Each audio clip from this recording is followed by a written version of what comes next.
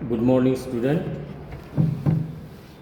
तर बी ए second year fourth सेमिस्टरमध्ये जे डेमोग्राफी विषय आहे त्या डेमोग्राफी म्हणजे लोकसंख्याशास्त्र यातील आपण मागील प्रकरणामध्ये जन्मदर, त्यानंतर त्याचे जे सूत्र आहेत, त्याचे जे प्रकार आहेत जन्मदराचे, मग पहिला ढोबळ जन्मदर, सापेक्ष जन्मदर आणि सामान्य जन्मदर, ह्या जन्मदरांविषयी आपण महत्त्वाची माहिती बघितलेली आहे. आज आपण जननावर परिणाम करणारे जे घटक आहेत, म्हणजे जननावर परिणाम करणारे जे जीवशास्त्रीय घटक, भौगोलिक घटक, अप्रत्यक्ष सामाजिक घटक, मुलामुलींचे विवाहाचे वय, त्यानंतर बहुपत्नीत्व पद्धती, ह्या सर्व बाबी आपण इथे अभ्यासणार आहोत. तर जननावर परिणाम करणारे जे घटक आहेत ते साधारणतः कुटुंबात अपत्य जन्माला येणे ही एक जीवशास्त्रीय असली तरी अपत्य जन्माचा संबंध वैवाहिक बंधनाशी संबंधित असला तरी अपत्याचा जन्म सामाजिक, आर्थिक इत्यादी घटकाशी संबंधित आहे. बरोबर आहे. म्हणजे एखाद्या ठिकाणी बालक जन्माला आला तर ती एक जीवशास्त्रीय प्रक्रिया आहे. बरोबर आहे. म्हणजे विवाह संबंधातून त्या अपत्याचा जो जन्म झालेला आहे तो जीवशास्त्रीय जरी असला तरी पण त्याचा सामाजिक आणि आर्थिक घटकांशी फार जवळचा संबंध आहे. मग जे जीवशास्त्रीय जननावर जे परिणाम करणारे महत्त्वपूर्ण घटक आहेत ते त्यात पहिला आहे जीवशास्त्रीय घटक, बायोलॉजिकल फॅक्टर्स.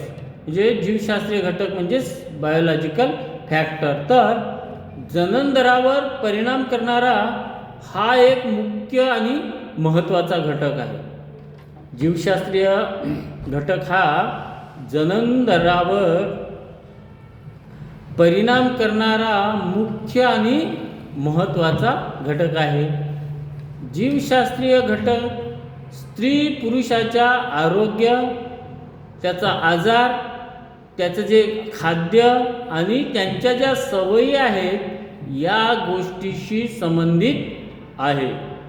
जे स्त्री पुरुषांचं जे खाद्य आहे, त्यांचे आचारविचार आहेत, त्यांचं आरोग्य आहे, त्यांचं आजार आहे, या बाबींवर जो मुलगा जन्माला येतो त्या मुलाचं जे पोषण आहे त्याच्यावर डिपेंड करत असते. मग स्त्री पुरुषांचे जर आरोग्य उत्तम असेल, ज्यापासून अपत्य जन्माला येतो त्या दोघा स्त्री पुरुषांचे जर आरोग्य उत्तम असेल तर त्यामुळे जनन क्षमता वाढते, तसेच त्यामुळे मर्त्यता प्रमाण कमी होते. गेल्या काही वर्षात आरोग्यविषयी सेवा सुविधांचा प्रचार आणि प्रसार झालेला आहे. त्यामुळे गर्भवती महिलेला वेळेवर औषधी आणि उत्कृष्ट असं आहार दिल्यामुळे जो जन्माला येणारा जो बालक आहे तो सुदृढ आणि निरोगी जन्माला येऊ शकतो. बरोबर आहे. गेल्या काही वर्षात या आरोग्याच्या सुविधा, खानपान याकडे सरकार विशेष लक्ष पुरवित आहे. म्हणून मर्त्यता प्रमाण म्हणजे बालकांचं जे मर्त्यता प्रमाण आहे, मृत्यूंचं प्रमाण आहे, ते प्रमाण घटलेलं आपल्याला पाहायला मिळते.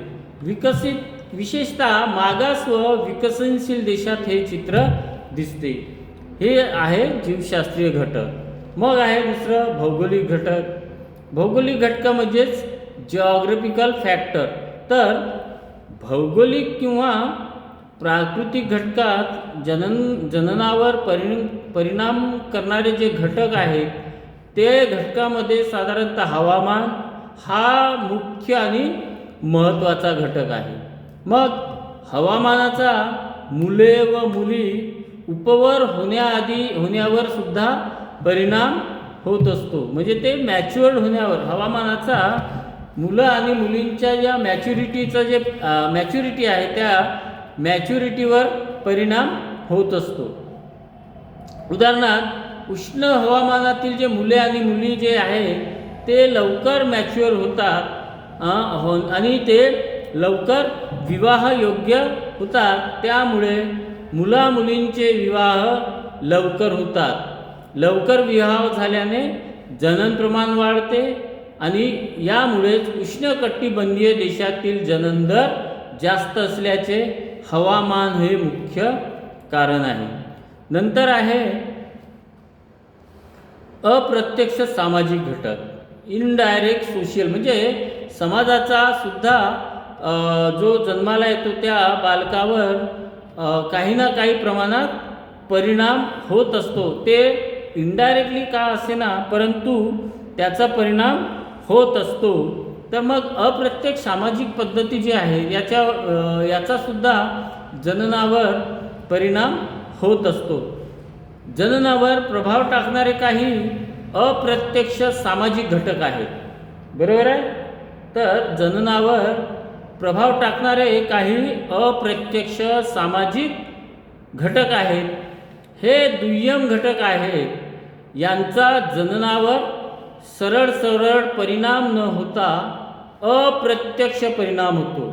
सामाजिक जे घटक आहेत यांचा डायरेक्ट जननावर परिणाम होत नाही, तर ते अप्रत्यक्ष त्यांचा परिणाम होत असतो. मग या सामाजिक जे घटक आहेत यामध्ये साधारणतः विवाहाचे वय, बहुपत्नीत्व पद्धती, पती आणि पत्नी विभक्त राहणे किंवा यांच्यामध्ये घटस्फोट होणे, स्त्रीचे वैवध्य, पती पत्नी एकत्र येण्याचा कालावधी व ब्रह्मचर्या स्थिती या प्रत्यक्ष घटकांचा या सामाजिक घटकामध्ये समावेश होतो. कोणते कोणते? विवाहाचे वय, बहुपत्नी पद्धती, पती पत्नी विभक्त होणे, घटस्फोटाचे प्रमाण, स्त्रीचे वैविध्य, पती पत्नी एकत्र येण्याचा कालावधी व ब्रह्मचर्य या अप्रत्यक्ष घटकांचा सुद्धा यात समावेश होतो. मग काय बघितलं आपण की जननावर परिणाम करणारे जे घटक आहेत ते घटक आपण बघितलेले आहेत. त्यामध्ये जीवशास्त्रीय घटक, भौगोलिक घटक आणि अप्रत्यक्ष सामाजिक घटक, हे तीनही जे घटक आहेत हे तिन्ही घटक जननावर डायरेक्टली, म्हणजे जीवशास्त्रीय आणि भौगोलिक घटक हे डायरेक्टली इफेक्ट करतात जननावर, परंतु जे सामाजिक घटक आहेत ते इनडायरेक्टली प्रभाव पाडत असतात. म्हणून हे तिन्ही घटक जननावर परिणाम करणारे अत्यंत महत्त्वपूर्ण घटक आहेत. तर आपण इथे आज थांबू. यानंतरच्या टॉपिकमध्ये आपण मुलामुलींचे विवाहाचे वय या संदर्भामध्ये आपण माहिती घेऊ. Okay, thank you.